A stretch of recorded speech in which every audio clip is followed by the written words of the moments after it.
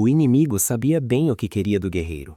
Era apenas que ele se oferecesse silenciosamente ao regente das estrelas. Mas a intenção do nosso herói não era nem perto disso, por isso saltou para cima com o seu martelo de Thor. Depois daquela investida insana, o herói notou que o inimigo ainda tinha força. Isso não era problema, já que ele estava muito bem preparado para uma situação como esta. Afinal, ele era um paladino e tinha sido abençoado, enquanto o monstro em sua frente estava com a intenção de provocar o escolhido e protegido pelo deus Gaia. Agora sim o guerreiro ia mostrar a força enorme que havia ganhado de Thor. Assim que ativou o martelo, ele deixou claro que aquela era a verdadeira força de Thor. Ele encurralava o inimigo e nem se importava com isso. Queria mesmo ver o circo pegar fogo. Ainda saíam faíscas do herói quando ele disse: "A essa altura as coisas já devem estar se concluindo por lá também." Com isso ele olhou para o lado para ver a luta entre o dragão esqueleto. E para isso ele iria ajudar. Estava sacando sua espada, aquela com a força do tigre negro. Ele achava bem bacana. Ele teria a honra de acabar com isso tudo. Por isso se preparou o máximo que pôde. Era quase impossível o tamanho do ataque que ele estava preparando para lançar. E quando o ataque foi lançado, parecia que ele simplesmente iria partir o dragão esqueleto ao meio. Claro, não ia ser apenas um ou outro que sofreria o impacto, e sim os dois. Agora estava ali a fera e aquele ser estranho que havia invocado, e o dragão esqueleto reduzido a quase nada. Guardando a espada, ele dizia que a operação tinha sido um sucesso. Enquanto isso, olhava para aquela coisa à sua frente e pensava: aquela mulher, que foi controlada pelo descendente da estrela, agora finalmente poderá recuperar sua sanidade. Não demorou muito e a mulher começou a sentir os efeitos da regressão. Mesmo assim, ele sabia que a vida dela em breve chegaria ao fim. Com isso, Kali saiu desesperada naquele rumo. Afinal, aquele ser era seu parente. Também era o mesmo ser que compartilhava o nome da deusa Kali. A garota gritava na esperança de que sua avó ainda pudesse, com um pouquinho de humanidade que estava conseguindo, ouvi-la. Enquanto ela estava ali deitada, tentando lutar para se manter viva, o guerreiro colocava um antídoto para manter aquela mulher um pouco mais junto com a sua neta. Ele sabia que a água benta prolongaria um pouco a vida dela, mas não era para sempre. Por isso, Kali deveria aproveitar para ter um momento com sua avó, que estava ainda se debatendo pela transformação rigorosa. Era certo, aquela mulher recuperaria sua aparência original durante aquele período, e ela era absurdamente, fisicamente parecida com Kali. Enquanto olhava aquela mulher no chão, o guerreiro pensava: uau, ela deveria estar naquela idade quando se tornou uma espécie alienígena. E a discípula do herói estava em lágrimas ao ver que sua avó finalmente tinha se transformado em humana. Infelizmente, aquilo não duraria muito. A mulher sentou-se com dificuldade. Ela dizia que Kali tinha crescido muito. Ela se lembrava dela quando ainda era muito pequena. A jovem achou interessante ser reconhecida pela avó. Colocando a mão no rosto da neta, ela dizia: "É claro, você é o último descendente, então eu não poderia não reconhecer você. Eu suportei os ataques mentais da espécie alienígena pensando em você." A jovem tinha ficado emocionada ao ver que a avó tentou o máximo que pôde para não perder totalmente a lucidez, ainda mais se segurando na lembrança da neta. Foi quando a mulher falou: "Olha, Kali, nós duas somos os únicos 2 descendentes da deusa, então se eu não te der o Kalaratri, você morrerá." No meio de tudo, a mulher queria saber como estava o seu filho. A garota disse que o pai dela estava bem. A avó lamentava ter preocupado ele o tempo todo. No entanto, agora estava aliviada. Mesmo assim, sentia a falta do filho. O desejo da neta era levar a avó para que a família ficasse junta mais uma vez. Mas é claro, isso era apenas um sonho, e aquela mulher sabia disso. Por isso, agradecia as boas intenções de Kali. Apesar de tudo, dizia que não restava tanto tempo para ela naquele mundo. E aos poucos ela estava se desintegrando. A mulher, enquanto se desfazia, perguntava ao guerreiro se poderia fazer a ele um pedido. Ele disse que sim. Foi então que ela falou: "Por favor, me creme. Espalhe as cinzas restantes sobre a ilha flutuante do caos. Assim que você atender ao meu pedido, poderá ganhar um presente por me permitir morrer como um ser humano." Enquanto isso, dava a mão para a neta, dizendo que passaria para ela o Kalaratri. Dizia à neta que era fundamental que ela aceitasse. Se ela não fizesse isso, sua avó pagaria para sempre naquele mundo terrível. E quando ela falava isso, a grande espada ia se fundindo com o corpo da avó, até que saiu por completo, se transformando na arma SSR. Depois disso, Kali tocou naquela espada, e de repente uma luz começou a sair da espada, e algumas marcas começaram a interagir com o corpo de Kali. Aquela velha espécie alienígena estava satisfeita. Finalmente poderia descansar após longos anos de lutas mentais. No entanto, para a neta era complicado aceitar que sua avó simplesmente partiria, ainda mais agora que estavam juntas. A mulher agradeceu por todo o serviço do guerreiro e avisou que agora daria início ao ritual. Em meio às chamas que estavam sendo provocadas por vontade própria, dizia a Kali que não ficasse triste. Ela estava indo, mas não estava sentindo dor. Aquilo era alegria e, finalmente, liberdade. No entanto, Kali não via dessa maneira. Suas lágrimas eram provas disso.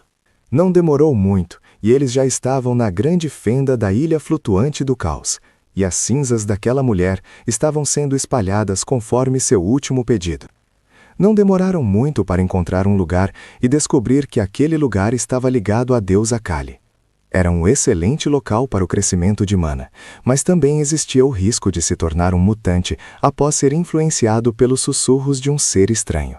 Por isso, Kali dizia que ainda conseguia ouvir a voz da avó dela. O guerreiro falou para sua discípula que provavelmente poderia ser a deusa Kali. Para os outros discípulos, era claro, porque ela e a avó tinham sido servas da deusa Kali, e agora que ela tinha sido abençoada com a proteção da deusa, ela poderia ouvir a voz dela. Era boa e suave a voz. Kali dizia que isso a deixava confortável. Foi quando ela pediu: Deusa, por favor, cuide bem da minha avó. Não demorou, e alguns círculos mágicos na tonalidade rosa começaram a aparecer. O guerreiro logo pensou: o que é isso? E essa presença é incrível. Kali queria saber do mestre o que era tudo aquilo. Depois ela falou: a deusa está pedindo que você coloque sua mão no círculo. Com isso, ele arregalou os olhos e pensou: será que a deusa Kali desceu? Não era uma tarefa tão difícil, precisava apenas colocar a sua mão no círculo mágico. Assim que ele colocou, a energia cor-de-rosa começou a se sobressair, e com isso, ele obteve a característica superpoder. Ele estava satisfeito em pensar que poderia obter aquela característica tão facilmente. No entanto, sua discípula falava: isso é um presente da deusa. O fato de eu ter adquirido essa característica e ainda nesse lugar deve significar alguma coisa. A discípula estava bastante empolgada e perguntava ao seu mestre se ele conseguiria acompanhar a velocidade dela. Com isso, ele entendeu que, se conseguisse acompanhar a velocidade dela, ele poderia receber o Kalaratri. E com isso, eles começaram a pular de bloco de montanha para bloco. Para Kali não era difícil, já que ela tinha 3 grandes habilidades: o Kalaratri, o sangue da deusa e a dança dos deuses. Mas é claro, o guerreiro não iria ficar para trás. Equipou 6 ótimas características para dar auxílio a ele. Pensava que, ao obter o traço de superpoder, muitas características dentro dele floresceram, espalhando-se como fogo na floresta. Ele ainda pensava: uau, ainda mais este lugar que é especializado no crescimento de mana. Com isso, ele poderia facilmente alcançar Kali. Ela avisava que, já que ele havia conseguido alcançá-la, não iria pegar leve com ele em momento algum. Ele, que não era bobo nem nada, ativou mais 3 características que seriam importantes para aquele embate. Ele pensava que quando a característica Mestre das Espadas e a característica Dança se encontrassem, elas se tornariam a característica Dança da Espada, e com isso continuou a lutar e trocar golpes de espadas com sua discípula. Ela mais parecia que dançava no ar, de tão leve que eram seus movimentos. Esquivava com uma facilidade mais do que incrível. Com isso ele pensou: credo, ela é rápida. Será que este é o poder da deusa? Quanto mais pensava, mais olhava. Sua discípula estava genuinamente fazendo a dança da deusa Kali, e agora ele poderia receber em seu coração aqueles ensinamentos, assim como todos os 108 golpes da espada de Kali. E assim, os olhos fantasia e a intuição, 2 características muito fortes, conseguiam ler todas as trajetórias da espada antes de atingi-lo. Agora sim, formaram-se instantaneamente a própria dança da espada dele. Era diferente do Blood Shadow ou Kalaratri, pois ele a havia reinterpretado e adaptado ao seu próprio estilo. Para ele, era o Kalaratri piscante. E, finalmente, ele havia concluído. Agora sim ele tinha 3 incríveis habilidades de espada. Kalaratri, técnica da espada de Marte e a espada do Nefilim. As 3 melhores técnicas. Segurando firme a espada, ele falava: "E tudo o que eu preciso fazer é criar uma configuração que funcione em sinergia com elas." E com isso, ele pensava que não importava se era o demônio celestial, a santa ou até mesmo alguma outra personagem que aparecesse, ele estaria preparado. Ele iria acabar com todos eles. E, para isso, deu até uma risadinha. Mas é claro, a alegria do guerreiro não durou muito tempo, e nem mesmo o seu sossego. Rapidamente, ele foi incomodado com gritos que diziam: "Olhe para isso, mestre! Você foi longe demais!" Foi quando ele olhou e viu que tinha pegado muito pesado com Kali. Ela mal se aguentava em pé, enquanto Janete e Sorin olhavam para ele com uma certa raiva. Ele tentava explicar: "Ei, gente, calma! Vocês estão entendendo mal. Aquela agora não era a Kali de verdade. Vocês também viram isso, não foi? Ela estava pulando para todo lado, como se tivesse se transformado em outra pessoa." A situação ficou ainda mais complicada assim que Sorin desembainhou sua espada e a colocou na frente dos olhos do seu mestre, dizendo: "Pare com isso, mestre. Não quero ouvir nenhuma das suas desculpas." Chateada, ela dizia que, na verdade, o que elas queriam era uma boa luta. Com isso, Sorin e Janete começaram a equipar suas habilidades. Estava na cara que elas não iriam pegar leve com ele. Até mesmo Kali, que parecia estar exaurida, já estava preparada para atacar. A primeira a conduzir o embate foi Sorin, que foi com tudo para cima do mestre. Elas queriam provocá-lo, agora que ele havia ficado mais forte. Assim que entendeu que elas queriam um treino pesado, ele também equipou suas melhores habilidades para aquele momento e se preparou. Deveria bloquear o ataque não de uma, mas de 3 discípulas furiosas. E por isso ele gritou: "Venham todas de uma vez!" Não demorou muito, e o guerreiro ainda estava de pé, enquanto suas 3 discípulas, juntamente com seu Udin, haviam sido derrotados. Apesar de não ter sido fácil enfrentá-los 4 de uma vez, ele parecia aparentemente bem, e assim como prometido, não poupou nenhum deles. Sorin, vendo o estado em que seu mestre estava, perguntou se ele, por acaso, cometeu o erro de usar as 3 técnicas de espada ao mesmo tempo. Agora, elas estavam desesperadas. Kali achava que ele era implacável, enquanto Janete ainda se perguntava por que os ataques dele doíam tanto. Sorin dizia a ele que ele poderia muito bem ter decidido ser um pouco mais gentil com todas elas. No entanto, tudo o que o guerreiro disse foi: "Bebam algumas poções avançadas e voltem a treinar, pessoal.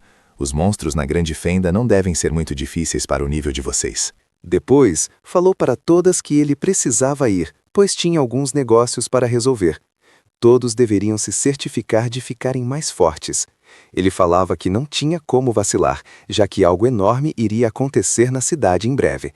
Enquanto falava isso, ele pensava que era exatamente como um ataque dos malfeitores da última vez. Ele alertava todos eles: "Olhem, será grave o suficiente para paralisar a grande metrópole." Isso deixou todos sob aviso. Agora iriam treinar ainda mais para ficarem mais fortes. Enquanto isso, em outro lugar, dentro da câmara de avanço de nível, o guerreiro saía depois de uma intensa luz. O pergaminho dourado e as chamas em volta dele indicavam que ele havia atingido o nível 7 do super-humano. Ele pensava: "Sou mesmo um privilegiado, pois em um jogo onde é difícil alcançar até mesmo o nível 5, eu consegui o nível 7, que era considerado o limite dos super-humanos, uma espécie de reino supremo." Agora sim, ele era considerado um desastre ambulante. Poderia até mesmo ser comparado a uma arma moderna, e estava no nível de um porta-aviões. Depois de pensar aquelas coisas, ele foi até a mesa e abriu o pergaminho dourado. Ele pensava: "Com isso, agora tenho força para lidar com o episódio 2. No momento, ainda não é o suficiente, considerando que ainda há mais por vir." Naquele instante, ele sabia que precisava de uma aliança ainda mais forte. Por isso, pegou o telefone e observou o nome do mestre da torre. Era uma opção, por isso ele atendeu a ligação. O homem dizia que tinha ligado para ele porque queria se gabar. Nesse momento, o guerreiro pensou: que estranho, ele quer se gabar, mas será de quê? Foi quando o guerreiro se lembrou de uma conversa que eles tiveram há muito tempo, quando o mestre da torre falou que o prazo seria de 2 anos para verem qual era a magia mais forte, se era a dele ou a da torre mágica. Por isso o homem falava: olha, como eu prometi, a chama suprema da Torre do Sol está pronta. Não demorou muito e o protagonista se direcionou à Torre Mágica do Sol. Ali, estava tendo uma conversa agradável com o mestre da torre. O homem dizia: eu não imaginava que alcançaríamos o objetivo almejado da Torre Mágica tão rapidamente. Ele falava isso enquanto segurava sua xícara de chá. Enquanto bebia sua bebida, o guerreiro o parabenizava, dizia que era um grande feito ter concluído a chama suprema. Mas, enquanto isso, ele pensava: uma aposta é uma aposta, e se eu perder aqui, o que vai acontecer? Relembrando que, na época, ele achou a aposta do mestre da torre divertida e perguntou o que eles iriam apostar. O homem, na época, falou que se ele ganhasse, concederia a ele uma coisa que ele quisesse, qualquer coisa. No entanto, se perdesse, ele teria que fazer parte da equipe de segurança da Torre Mágica. Agora que se lembrava disso, mal podia se imaginar sendo um segurança. Afinal, ele pensava: serei um escravo assalariado pelo resto da vida. Por isso, o mestre da torre dizia: você precisa ver com seus próprios olhos, e assim poderá admitir sua derrota. O guerreiro então falou: olha, mestre, você tem que se lembrar que fizemos uma aposta para ver qual chama suprema era melhor. Por isso, o homem ficou agitado e falou: você também não... Pode ser? Você conseguiu? O guerreiro blefou que sim, depois falou: agora vamos comparar qual chama suprema é melhor. Que tal? É claro, o guerreiro estava pensando em usar qualquer truque sujo em que ele pudesse pôr as mãos, já que não estava totalmente preparado para um desfecho daqueles. Com isso, o cenário mudou e foram para um local mais apropriado, o lugar onde vários outros mágicos seriam a plateia perfeita. Alguns diziam: o mero guerreiro completou a chama suprema? E outro, enraivecido, falava: ele provavelmente trouxe alguma mágica idiota de algum lugar. Alguns diziam que não sabiam por que o mestre da torre estava tão incomodado com ele. No entanto, entre eles tinha uma pessoa que acreditava nos reais talentos do protagonista. E aquele senhor pensava: foi esse homem quem abriu uma perspectiva totalmente nova sobre as técnicas de magia de chamas da nossa torre. Ele não está apenas blefando. Aquele homem sabia que aquela pessoa era mesmo diferente. Não demorou muito e o protagonista criou uma pequena chama na ponta de um dos dedos. Com isso, o mestre da torre perguntou: essa é a sua chama suprema? Ele respondeu: a rigor não é, foi em uma direção diferente. O mestre da torre falava: parece que sim, uma brasa tão pequena não seria uma chama intensa. O guerreiro concordou: mesmo até porque isso é apenas a chama suprema que eu criei à minha maneira. Ele pensava que antes de estar ali, havia combinado 6 materiais que havia reunido com muito esforço. A chama negra que ele obteve ao chegar no 2º nível, a erupção solar que obteve como recompensa por ajudar o mágico, o inferno que obteve como recompensa por ensinar como se livrar dos estigmas, e apesar do nome, isso era um coração. Também tinha a chama do rei dragão que obteve na batalha contra o dragão dourado, a chama celestial que a deusa Gaia havia concedido, e a chama do caos que obteve na batalha contra o dragão cadáver. Todas aquelas habilidades, quando fundidas, criavam a própria chama. Era uma chama que podia devorar até mesmo a chama batismal de ouro negro da santa. Depois, ele falava para aquele mestre da torre: olha, pelo que me lembro, sua chama suprema é algo que ultrapassou até mesmo a erupção solar, buscando o poder destrutivo e velocidade de conjuração adequados para o combate prático. Estou correto? O homem respondeu que sim, que era isso mesmo. Entretanto, o guerreiro falava que a chama suprema dele era diferente. Ele havia desistido do poder destrutivo e o reduziu para o uso de mana ao mínimo. Depois, pediu a alguém que explicasse como funcionava a dele. Ele contou: olha, o poder da chama suprema aumenta quando eu invisto mais mana nela.